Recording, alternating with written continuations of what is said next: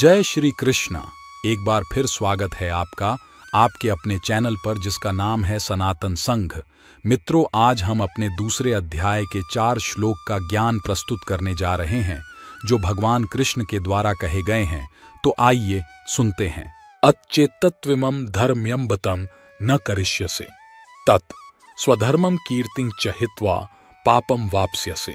श्री कृष्ण ने कहा, यदि आप अपने सामाजिक कर्तव्य और प्रतिष्ठा को त्याग कर इस धर्म युद्ध को लड़ने से इनकार करते हैं तो आप निश्चित रूप से पाप के भागी होंगे। यदि कोई योद्धा युद्ध के मैदान में अहिंसक बनना चुनता है तो यह कर्तव्य की अवहेलना होगी और इसलिए इसे पाप पूर्ण कार्य के रूप में वर्गीकृत किया जाएगा। इसलिए श्री कृष्ण कहते हैं कि यदि अर्जुन अपने कर्तव्य को प्रतिकूल और कष्टकारी समझकर छोड़ देगा तो वह पाप करेगा। पराशर स्मृति में कहा गया है, क्षत्रियों हि प्रजा रक्षण शास्त्र पाणि प्रदंडवान निर्जित्य पर सैन्यादिक्षितिं धर्मेण पालयेत। एक योद्धा का व्यावसायिक कर्तव्य देश के नागरिकों को उत्पीड़न से बचाना है। इसके लिए कानून और व्यवस्था बनाए रखने के लिए उचित मामलों में हिंसा का प्रयोग आवश्यक है। इस प्रकार उसे शत्रु राजाओं के सैनिकों को हराना चाहिए और धार्मिकता के सिद्धांतों के अनुसार देश पर शासन करने में मदद करनी चाहिए। अकीर्तिं चापि भूतानि कथयिष्यन्ति ते व्ययम् संभवितस्य चाकीर्ति मर्मणादतिरिच्यते। माधव कहने लगे, लोग तुम्हारे बारे में कायर और भगोड़ा कहेंगे। एक सम्मानित व्यक्ति के लिए बदनामी मौत से भी बदतर है। सम्मानित लोगों के लिए सामाजिक प्रतिष्ठा बहुत महत्वपूर्ण होती है। योद्धाओं के विशेष गुण, प्रकृति के गुण उनके लिए आदर और सम्मान को विशेष रूप से महत्वपूर्ण बनाते हैं। उनके लिए अपमान मृत्यु से भी बदतर है। श्री कृष्ण अर्जुन को इसकी याद दिलाते हैं ताकि यदि वह श्रेष्ठ ज्ञान से प्रेरित न हो तो कम से कम निम्न ज्ञान से प्रेरित हो सके। दुनिया के कई समाजों में यह परंपरा है कि जो योद्धा कायरता के कारण युद्ध के मैदान से भाग जाता है उसे समाज से बहिष्कृत कर दिया जाता है। यदि अर्जुन अपने कर्तव्य से विमुख होता तो यह उसके अपमान की हद हो सकती थी।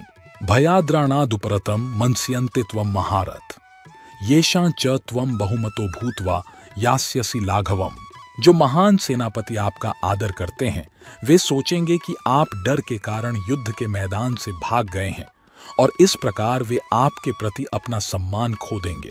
अर्जुन एक शक्तिशाली योद्धा के रूप में प्रसिद्ध थे और कौरवों के सबसे बहादुर योद्धाओं जैसे भीष्म, द्रोणाचार्य, कर्ण आदि के लिए भी एक योग्य प्रतिद्वंद्वी थे। उन्होंने कई दिव्य देवताओं से युद्ध करके प्रसिद्धि प्राप्त की थी। उसने शिकारी के भेष में आए भगवान शिव से भी युद्ध किया था और उन्हें पराजित कर दिया था। उसकी वीरता और कौशल से प्रसन्न होकर भगवान शिव ने उसे पाशुपतास्त्र नामक दिव्य हथियार से पुरस्कृत किया था। उनके धनुर्विद्या गुरु द्रोणाचार्य ने भी उन्हें एक विशेष हथियार के रूप में अपना आशीर्वाद दिया था। युद्ध शुरू होने से ठीक पहले यदि अर्जुन युद्ध के मैदान से सेवानिवृत्त हो जाते तो इन वीर योद्धाओं को यह नहीं पता होता कि अपने रिश्तेदारों के प्रति स्नेह ने उन्हें भागने के लिए प्रेरित किया है। वे उसे कायर मानेंगे और मानेंगे कि वह उनकी वीरता से डरकर युद्ध से दूर हो गया है। अवाच्य वादांश बहुनव दश्यन्ति तवाहिता निंदन्तस्तव नक्षत्रं ततो दुखत्रं नु किम। आपके शत्रु आपके पराक्रम की निंदा करते हुए निर्दयी शब्दों से आपको बदनाम और अपमानित करेंगे। अफसोस, इससे ज्यादा दर्दनाक क्या हो सकता है। यदि अर्जुन युद्ध से भागने का निर्णय लेता तो न केवल शक्तिशाली योद्धाओं की सभा में अर्जुन का महत्व कम हो जाता बल्कि उसे अपमानित भी होना पड़ता। श्री कृष्ण निंदतः शब्द का प्रयोग करते हैं जिसका अर्थ है निंदा करना। अवाच्यवधान का अर्थ है हिजड़ा जैसे कठोर शब्दों का प्रयोग। अर्जुन के शत्रु दुर्योधन की तरह उनके बारे में कई अशोभनीय बातें कहते थे, जैसे उस नपुंसक अर्जुन को युद्ध के मैदान से अपने पैरों के बीच पूंछ दबाकर कुत्ते की तरह भागते हुए देखो। श्री कृष्ण ने अर्जुन को याद दिलाया कि इस तरह का उपहास उसके लिए बहुत दुखद होगा। तो मित्रों, आशा है कि आपको इस अध्याय के चारों श्लोक का ज्ञान प्राप्त हो गया होगा। और अगर आपको वीडियो पसंद आया है तो वीडियो को लाइक और शेयर करें और साथ ही अपने इस चैनल को सब्सक्राइब करें।